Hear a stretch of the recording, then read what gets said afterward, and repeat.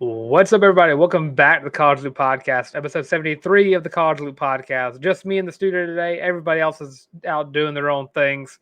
And hopefully, Tart is wearing his Kevin Bacon outfit. As you know, he does work for Making Bacon, and they are currently in a game right now as this is being recorded. This is, I believe, Saturday night as this is being recorded. So big ups to them. Hopefully, they win. I tried to look it up, could not find it anywhere. But as this is a sports podcast, it's also an Auburn sports podcast. So let's get started with some football news. This past week, Auburn football held their own little mini camp for recruits, both 2024 and 25, and I guess all the way up to 2028. From at least some of the names I've been hearing about, maybe 2027 is probably the latest it went. One of those two. Walker White was there. Heard he impressed pretty well. Other several big targets for 2024 were there as well. Poe, the offensive lineman, I believe, was there. And if not, I know Cameron Coleman was definitely there, a wide receiver target that Auburn's had their eyes on for quite a little bit.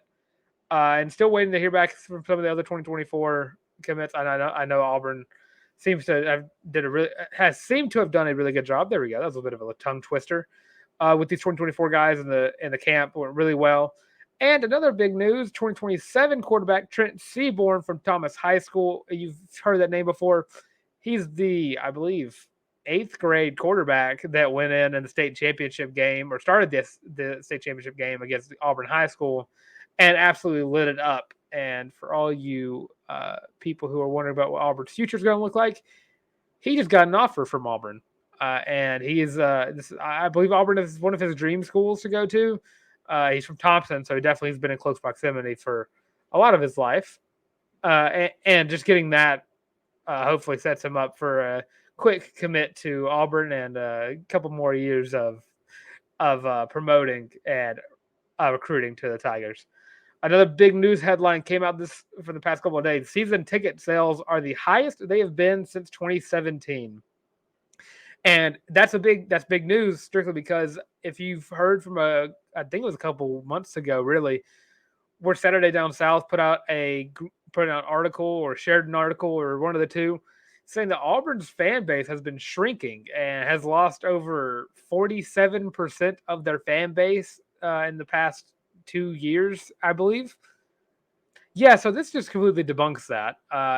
If you've been keeping up with Auburn recruiting, if you've been keeping up with the coaching staff, the players, and everything about Auburn football going on right now, I don't think there's a single bit of evidence that would have told you that Auburn's football program and Auburn's fan base has been depleting, especially with all the other sports that have been going on. If you've gone to a regional, you would have seen it was a packed house throughout the entirety of Auburn being alive in that regional. Softball was selling out games. Basketball was selling out games. Gymnastics selling out games. I never understood what came of the whole Auburn's fan base is shrinking thing, but season ticket sales going up that high, that pretty much lets you know right there that, yeah, Auburn fans are here to stay. I don't really understand where it came from with the whole uh, Auburn fans are leaving the team. I don't know where they'd be going. I got to be honest with you. I don't know where they'd be going. But that was huge to hear about. I'm glad the Auburn season tickets are going back up. And again, the highest of this is 2017. And we always talk about the comparisons between the first-year head coach coming to Auburn after a bad season from 2012 to 2013. Yes, 2012 was a 3-9 season. But 2017 was a really good year in Auburn football as well. That is the year they took down Georgia in that huge 40-17 win, and of course they took down Alabama, but lost the SEC championship, and of course lost the bowl game. But yeah, that's neither here nor there. And I believe a lot of Auburn fans wouldn't mind a 3-loss season, especially if that means you go 10-3. And looking at it from that perspective, I mean, that's a win. That's just me picking up the little notches and similarities in different seasons. And my last little bit of news before I get into, or not my last little bit of news, just a little bit of news before I go into a conversational standpoint. Sal Cannella, the former Auburn tight end, received an invite to, I believe, the Atlanta Falcons minicamp.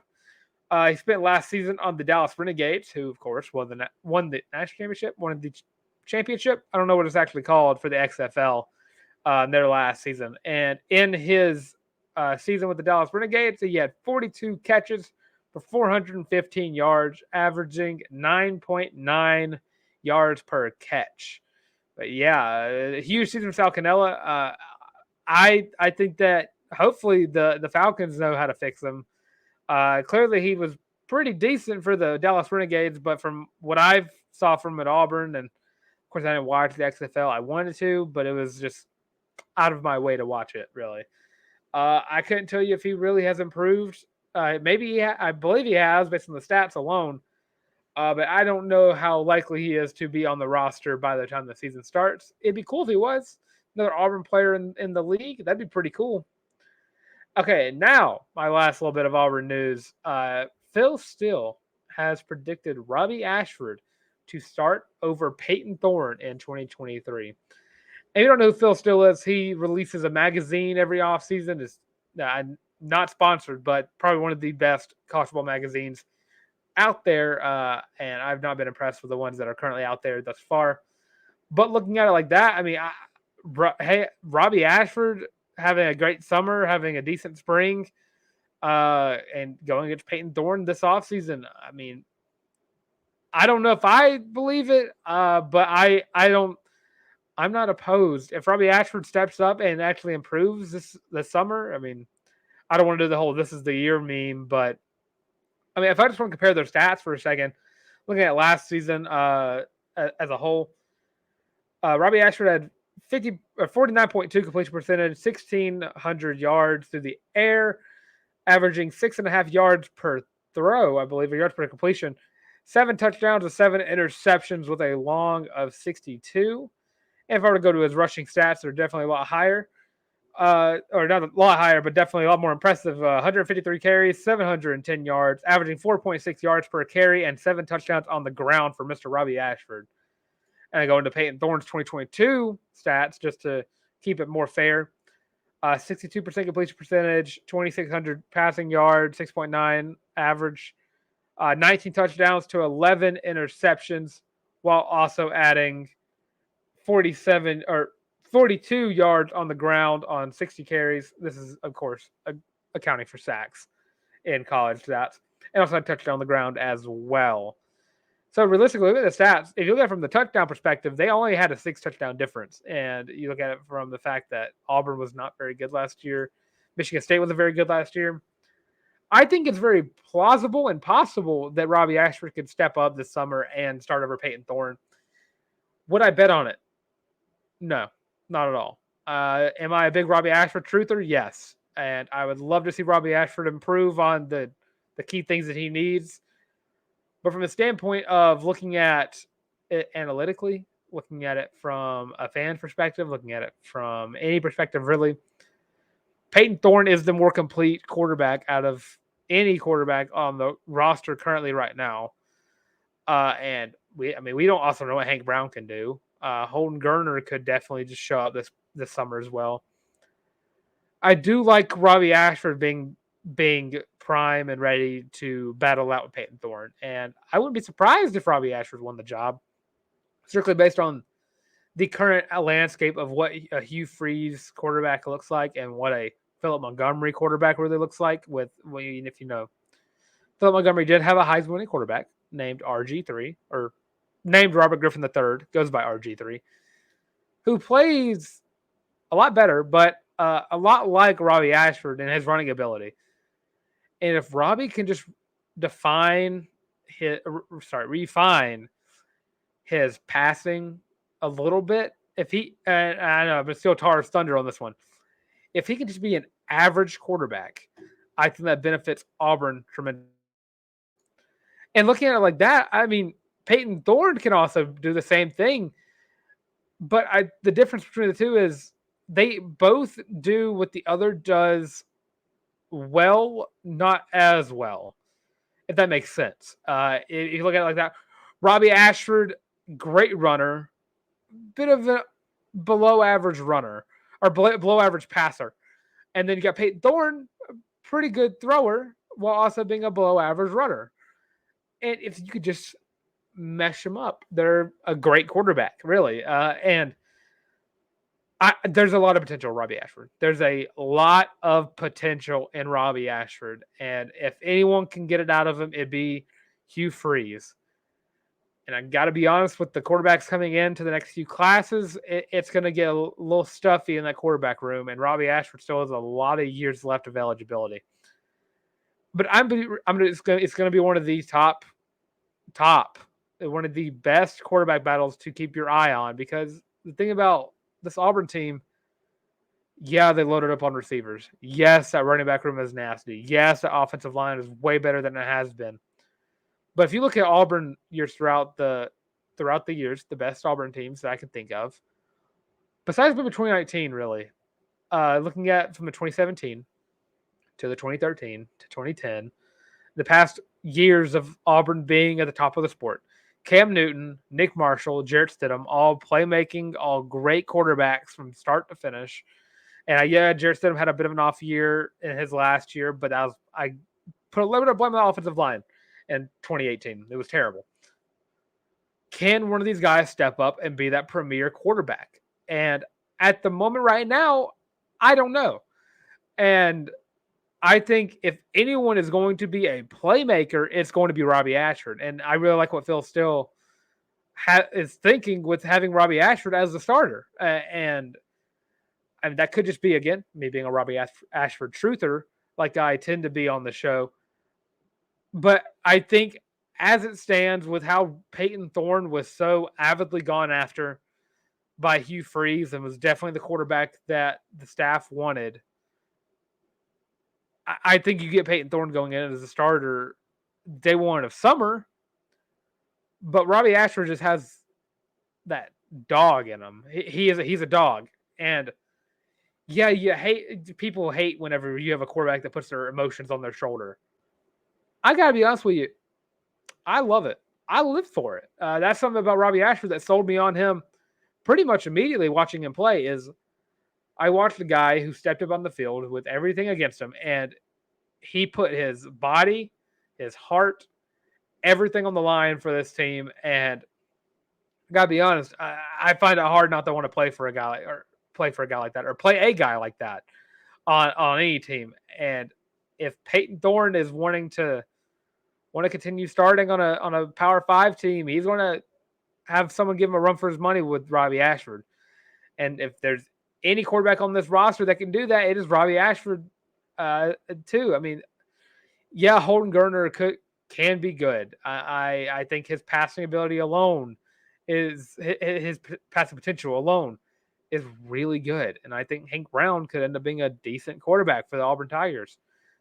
But looking around the future, Robby Ashford's going to have to make a statement this year. If Robby Ashford's going to make a statement this year, he's pretty much stuck as a backup quarterback until he graduates, and then he can transfer out from Auburn. And if I'm reading the rules correctly, I think that's what it is. He has to stay here for another 3 years. Peyton Thorne has 2 years. And yeah, if you look at Peyton Thorne having 2 years ago, that sets you up perfectly for Walker White to step in and his redshirt freshman / sophomore season and show what he can do. But Robby Ashford and his playmaking ability, and yeah, you look at it from last year, the lows were low. The lows were very low. There were times where Robby Ashford looked dazed and confused in the backfield, but he stayed in the game. He had Auburn football playing at the top of what they could possibly do with that team last year. And yeah, it could have also been, I say it like that, I say it like jokingly, it was also the fact that Cadillac was the coach. That also helped the whole team play harder. But Robby Ashford in that Ole Miss game, in the Alabama game, in the A&M game, Robby Ashford can do things that no other quarterback can do, or not every quarterback can do. And that's put your heart and soul into every down of the sport. And again, I'm going to say it again. If Peyton Thorne wants this Auburn starting job easily, he ain't going to get it, because Robby Ashford is going to make his name known. And I don't know who I'd exactly pick to be the starter right now. I'd have to wait and see what Peyton Thorne can do in the summer camps. But dang, it would be so cool to see Robby Ashford step on that field. Just because, again, truther, just because I know what he can do well. And I think the best Auburn teams and some of the best Hugh Freeze quarterbacks do exactly what Robby Ashford does well. And you give him a summer, you gave him a spring. I think Robby Ashford turned into a really good quarterback for the Auburn Tigers. And that ends my football segment, except for the fact that stay tuned for the next episode of the College Loop podcast, where we are going to be doing our preview of UMass. We're spending the next 12 Tuesdays doing game-by-game previews, and the next 12 Thursdays doing position-by-position reviews as well for the Auburn Tigers. Now to move on to the hardwood, we have news for both hardwood sports. Auburn basketball, men's basketball, picked up JUCO transfer Addarin Scott from Navarro College from the JUCO. He's I believe a power forward. He's 6'9", averaged 9.3 points per game and 6.8 rebounds last season for Navarro College. Pretty much a guy. He's a bench piece, really, and I think he fits in very well. And I really like what Bruce Pearl did this offseason. He didn't go for like your biggest names in the sport. I mean, Denver Jones was really good. He went to Florida International, not really your premier basketball schools. Chad Baker-Mazara, he played at San Diego State for a little bit before he moved on to JUCO as well.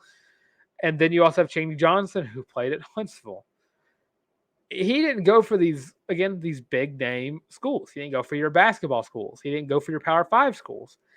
He went for guys that he trusts to build up Auburn's basketball team. And like Chaney Johnson isn't going to start. Chad Baker-Mazara may start. Addarin Scott, I don't believe is going to start, but I do think he's going to get quality minutes. I think he might be battling out with Chris Moore for minutes. He could be battling out with Leor Berman for minutes. And I just think he also lists himself as playing a little bit of center.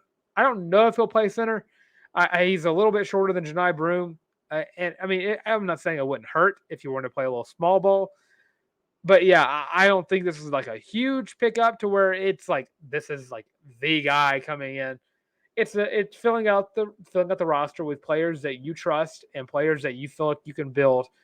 And if I'm not mistaken, I think he has 2 or 3 years of eligibility left, so he can definitely develop into a star caliber player for the Tigers, or the star caliber back or bench player. I don't want to say backup, bench player. But yeah, I really like how Bruce Pearl did with this team, and it's going to be real cool to see. I think this goes for both sports. NCAA has allowed all numbers to be used on their jerseys. Previous rule banned any digit between 6 and 9 because the refs have to use their hands. So now you can get like, let's say like 62, 63, 64, like those kind of numbers. Because if you're listening, you're just going to be hard. Like whenever you call a personal foul on someone, the refs have to do like the numbers.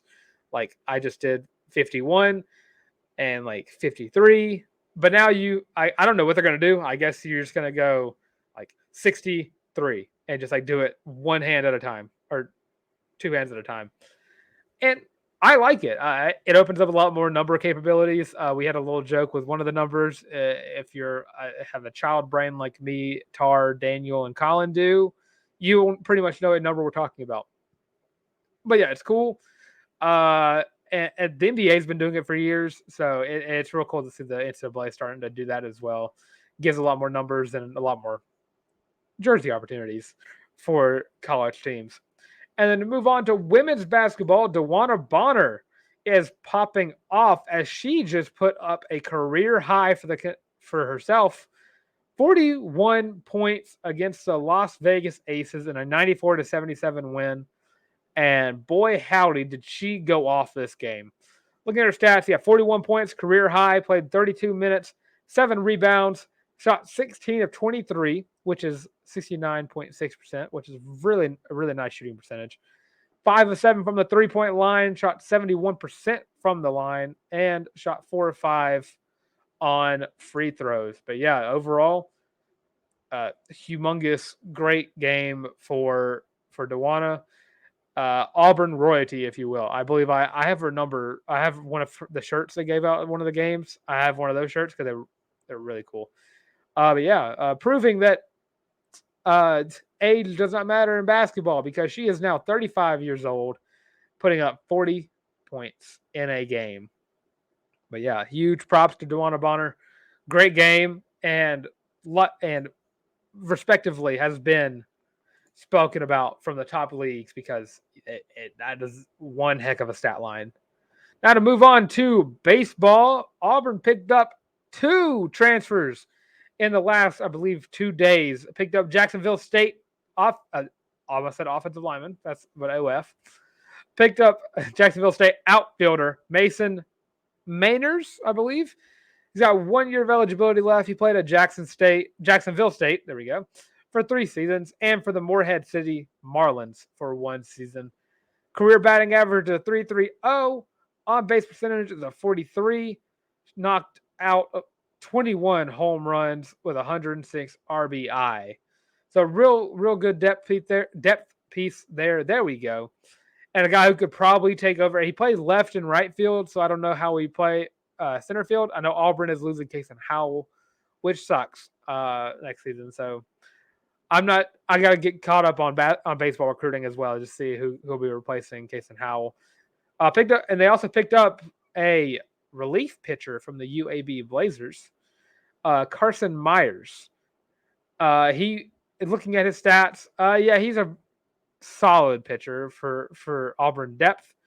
Going into last season, he was 3 of 5 in his wins and losses, ERA of 3.5, and I believe gave up 60 hits, 30 runs, and I believe where's the ERA at? Yeah, 3.52.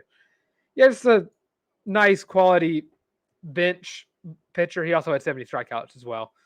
I don't think he's going to be the starter. Hopefully Auburn can find a way to retain Joseph Gonzalez. I don't know if Tommy Vale's quite gone yet. That could definitely not be the case. I gotta get back on the trail and make sure Auburn's not losing anybody that I'm not aware of. Just because I've been so heavy on football and other stuff going on.